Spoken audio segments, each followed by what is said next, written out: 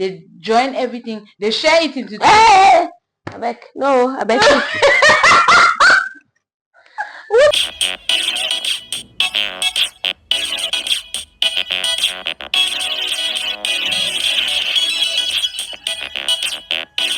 Welcome to my channel. This is your baby girl. Today we have another topic. I want to talk about managing finances in marriage.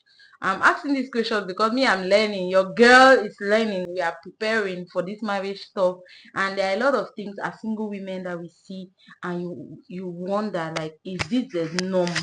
You get like you're asking yourself, is this the norm? Is this something that I should prepare for? Is this something that I should accept even as a single person, that as I'm getting married very soon, I should know that okay, this is what is going to happen and all the rest. So I've always been wondering when it comes to finances. And you know this conception that we have, that your husband money is our money, my then money is my my money. money is my money. So I don't know, how do we manage finances in marriage? Like, who pays the bills? Like, who does what?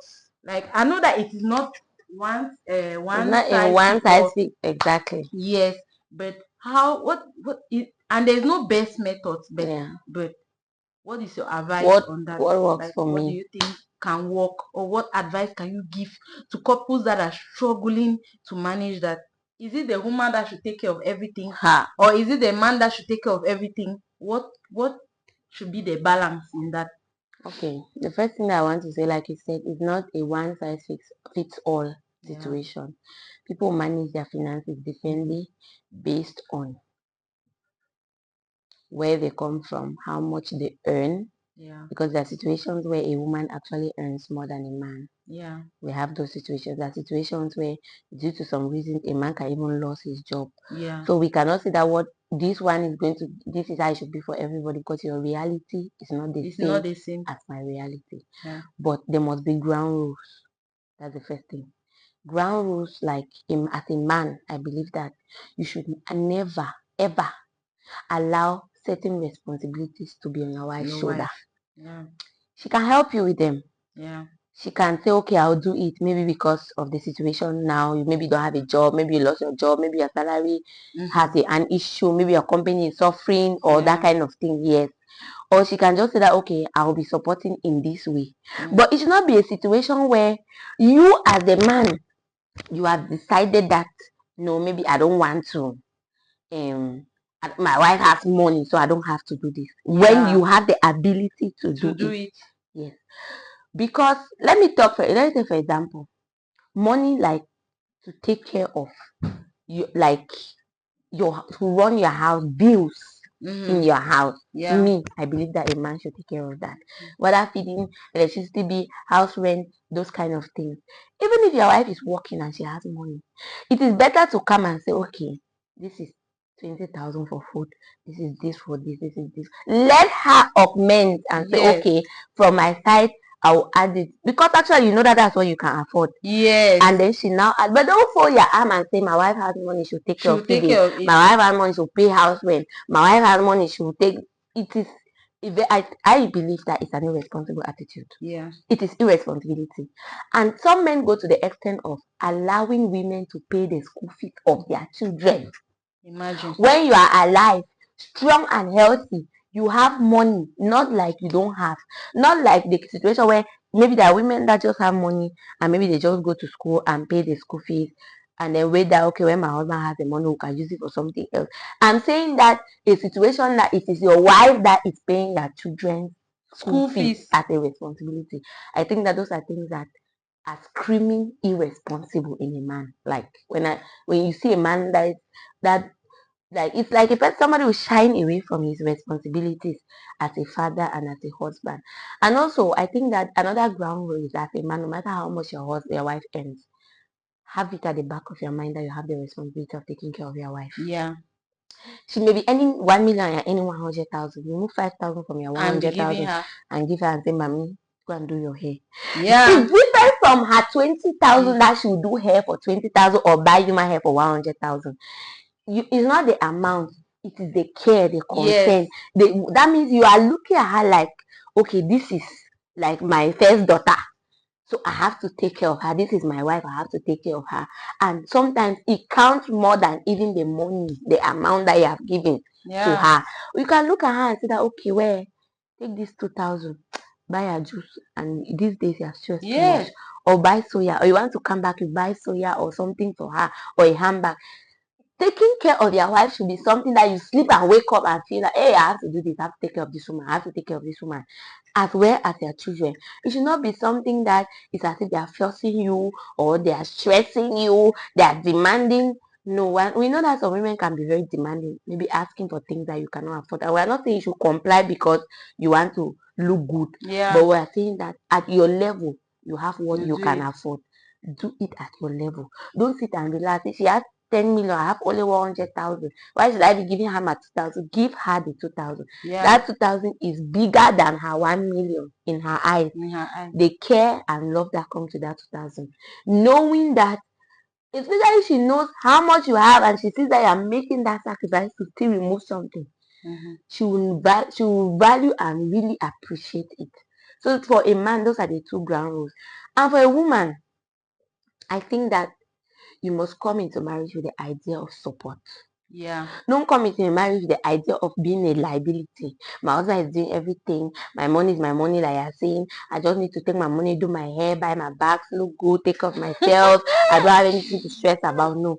Come into marriage with the idea of support. Your husband is constructing a house. You know you are working. You may not be the one spending the bulk of the money. Maybe he has his money, but you can remove even. Let me know. You can just say that, okay, I can remove this amount of money and give him. The money may put only bulbs, but that is support. That's The money may buy 2 bags of cement, but that is support. Don't just come and be like, my husband is building a house. Kobo, you have not put inside. You have something. Everybody has something to offer. Everybody. There's nobody who is totally a liability. Everybody has something to offer. Even idea, you don't have money. Even idea, whether they bend, whether your house is like this, you don't get to care. You don't even like. So come into marriage with the idea of support, building something together. Like we're talking about school fees. Maybe your husband is paying school fees, or school fees period has reached, and maybe your husband has an issue like a salary issue. You can equally look at it from that end and say, okay, maybe I have some money now. I'll pay the school fees, and then I wait now. Okay, when he has the money, we can use it for what? Maybe I wanted to use this money for this. When his own comes, we can transfer it and use it for this, that thing that you and wanted all of to that. use it for. School is starting as a mother. You are just there. Kobo, you don't have a Njangi that you say this is my back to school Njangi. You don't have a savings scheme that you say this is my back to school savings scheme. School is starting. Maybe your children need uniform, books, bag, lunch box. You have to do if you have a daughter, you have to do her hair, shoes. Your husband is paying school fees and maybe buying textbooks. You can come in with the other things. For example, I as a person, I have a back to school Njangi that I've been in for 3 years. I always collect it around August, July. As schools are resuming, I already know that when it comes to my children, I am handling this, and that. You buy their school bags, their uniform, their shoes, clothes, uniform. While the father is when September comes, all the money or whatever he has gathered, he goes and just pays their school fees. Imagine that man think of bags, shoes, clothes, bag, everything, lunch box, everything. It means that what is their own support at the end of the day? So we are encouraging men to be responsible, but we're also encouraging women to be supportive. Don't come and just fold your arm and marry eating my husband's money. Bam. You can even enter Njangi with your husband's money. Do you know that? Do you know that you can enter Njangi? That is your husband's money that is paying that Njangi. They give you money for food or something. Imagine a woman that is not working. Your husband is doing because somebody will say, I'm not working, I'm not doing anything. How do I say? You can enter Njangi with your husband's money. Let me tell you today. You they give you money for food at the end of the month. You decide that this money, 2,000 must go for savings or 5,000. Do you know how much you have at the end of the year? You can buy your children even uniform or bag or shoe. But if you just fold your arm, I don't have any money. Am I even working? Am I this? And tomorrow when you bring it and you say, well, maybe you bring to your husband, this my. When you ask how did you have that kind of money? I was removing small from what you are giving me. He may even decide to add it because he sees that actually you are saving from it, and if you move savings, he may consider that it means that money is really not enough. He may decide to say that, okay, he may not tell you, but he may decide that, okay, I used to give this man 5,000, let me just be giving her 10,000. Maybe she'll be saving 5,000 and actually using the other 5,000 for what I want her to use it. Yes. But if you are just there, whether the man is going up or coming down, or whether BP has climbed to 200, or you don't even know, you don't even care. Your own is that you should bring the money. Bring money. You want to go, I'm not giving money for food today. I'm not giving money for this one. There's no Maggie in this house. There's no salt in this house. There's no contribution in any way. I think that is also a ground rule that as a woman you should have. Be supportive. Yeah. Yes. Especially when you have an encouraging husband who, because we know there are situations where women have just decided to not be supportive because you have a husband and maybe you'll be contributing to build the family, but he's out there spending the money maybe on women. Other people. Or he's giving his own to his family, and then you are the one now suffering to support. Those are different scenarios. But we are saying that when you people are building something together, participate, contribute, and also support him. That's the first ground rule for a woman. And then the second ground rule for a woman that I can say is that also in all of these financial transactions, remember that the care of the family is in your hands. Your husband can be so stressed about finances that he does not remember to buy a shirt for himself. Yeah. Your children can be wearing one dress from now to tomorrow. Your husband will not notice it. Yeah. Your daughter's helpers may even cut for 1 week. Your husband has not noticed it. So in managing finances, you as the woman, you are the one who keeps money for those kind of things. Yeah. Today, if my husband has overworn these dresses or they are really old, Yeah. do I have 10 times to go out to the market and buy 2 or 3 shirts for him? Without asking him, yes. Because you're not going to say, give me money to go and buy you shirts. Yeah. Your child helpers has called, you will not wait for your husband. Or you look at your children, maybe this child, the dresses are small, they are hanging. You make a budget for that and you buy it not 1, 2 or 3 times, but you struggle and buy because you know that. So the care of the family is in your hands as a woman. So in managing finances, make provision for that. Make provision to take care of children's needs. Make provision to take care of your own needs. Your own needs, because like we said, if you don't take care of yourself first, somebody else will not be able to take care of you. Yeah. So you make provision for your needs, your family's needs, your husband's needs, your kids' needs, and in however way people choose to spend your money, at the back of your mind as a mother, you know that okay, there is something that I can use for this, or out of this amount, I can spare 5,000 and buy okrika for my children. I can spare 2,000 and buy this child pepper. I can spare 1,000 and buy this man something, because most times the men are so preoccupied with making ends meet that they don't even realize that they don't even look good, or they are just anyhow, or the children some of them come home very late when the children are already sleeping. They don't even know what the children look like during the day. So make provisions to take care of your family's basic needs outside of the big responsibilities like feeding, school fees, house rent. There are also small So things. are you saying that a responsible man, should be able to take care of those big responsibilities, like should be able to stand for those big responsibilities, while the wife could also have a detailed eyes on those other small responsibilities, like rent, school fees, feeding and school fees? Yes. Do you think that it is a shared responsibility, No. or it should be, No. is it something that a man and a woman should sit and say, okay, our rent is 50,000, school fees is 200,000, feeding every month is 100,000, and what else, bills is 10,000. They join everything, they share it into two. I beg without skill level, woman will carry responsibility.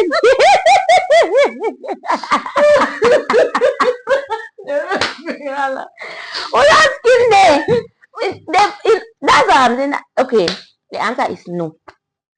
One, the man, let me first of all say something. As a man, there are 3 main responsibilities that every man has. One, love. The second one is protection. And the third one is provision. Yeah.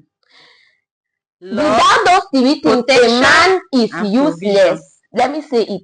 If you are a man, you don't protect your family, you don't provide for them, and you don't show them love, your wife can be a single mother. Yes. Because that's your use. Yes. That's your use now.